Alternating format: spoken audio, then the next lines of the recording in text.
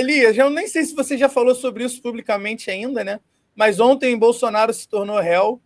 E quais foram suas impressões sobre isso? E será que rola uma prisão esse ano ainda, cara? Eu acho que rola prisão esse ano. Eu acho que a gente tem que buscar sempre a universalidade para os processos políticos que nós vivemos no dia a dia, né? Então, ontem, por exemplo, não é somente o indiciamento do Bolsonaro, né?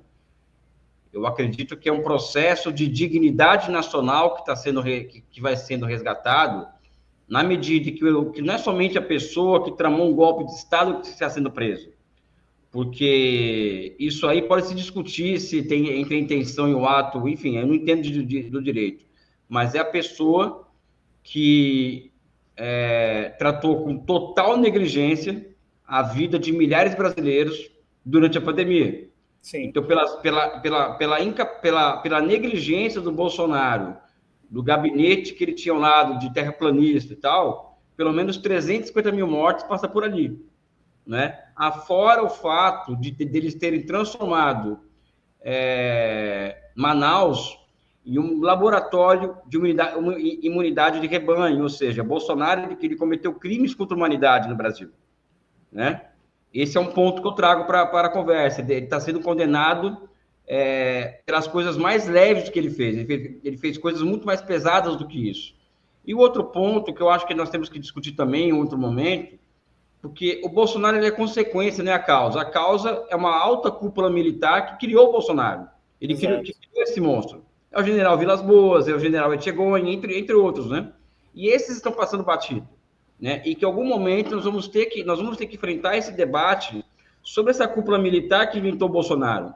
E, ao mesmo tempo, em fazer o debate também, e o que eu chamo, inclusive, uma comissão da verdade, sobre a Operação Lava Jato, porque a Operação Lava Jato é quem destapa o bueiro no Brasil, que desemboca nesse ranço fascista que leva o Bolsonaro ao governo nas eleições de 2018. Então, existe uma totalidade por detrás do indiciamento do Bolsonaro, que eu acredito que o papel nosso aqui no debate público é levantar essas bolas para alguém bater, né? Tá gostando do papo? Então se inscreve no canal, ativa o sininho para não perder nada e, se puder, ajuda a gente fazendo um Pix. Muito obrigada! Ô Elias, você está falando né, a gente começou a falar do Brasil, mas eu queria te perguntar um pouco assim, você ficou quase 2 anos, né, lá na China, né? E eu queria ver uma percepção, né? Eu sei que, tipo, sem se citar nomes nem nada, mas com as pessoas que você conversou lá, as pessoas que você conviveu, qual é a visão, assim, de uma forma mais geral, dessas duas figuras, né? Do Bolsonaro e do Lula lá na China? Como é que isso chega lá, até toda essa questão da tentativa de golpe de Estado? Como é que é a visão? Lógico, cada um tem a sua visão, né? Não estou dizendo que é uma visão geral, mas o que você sentiu lá quando você estava vivendo lá? É porque são duas figuras muito díspares, né? O Bolsonaro é um anão, né? Diplomático, um anão em todos os aspectos possíveis, imagináveis.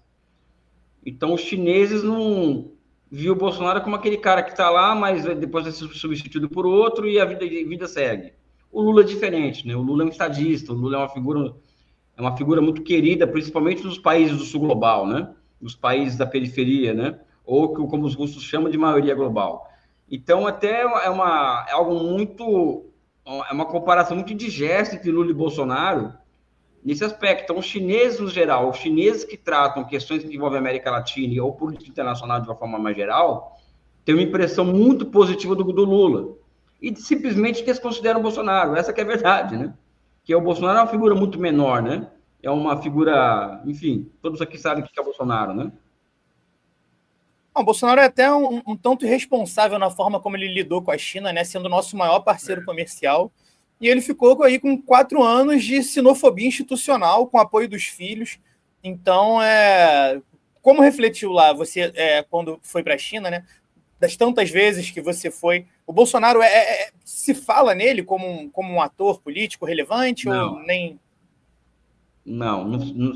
Todos sabem da força do Bolsonaro no Brasil, todos sabem da força da extrema-direita, mas os chineses têm um hábito muito de observar tudo em processo, né? Então, essa força do Bolsonaro, ela vem de um processo que nasce nos Estados Unidos de proliferação espraiamento dessas várias seitas de extrema-direita que nascem lá. E o Brasil é pego o Brasil virou uma presa fácil desse tipo de comportamento político. Eles observam o Bolsonaro como parte desse todo que envolve a proliferação desse tipo de seita, de extrema-direita, etc, etc, etc. Então, o Bolsonaro é visto dessa forma. Evidente que ele é um ator político relevante no Brasil hoje. Ele é capaz até de ganhar uma eleição se disputar para presidente. Não estamos lidando com o idiota completo, né? Mas os chineses tendem a olhar o Bolsonaro como um agente, como um cara ligado aos Estados Unidos, ligado aos interesses que não atendem, inclusive, os interesses brasileiros, né? Então, agora, o Lula, como disse, é outra história, né? Mas, no geral, os chineses... O Bolsonaro não é pauta na China, essa que é a verdade, né? Sim.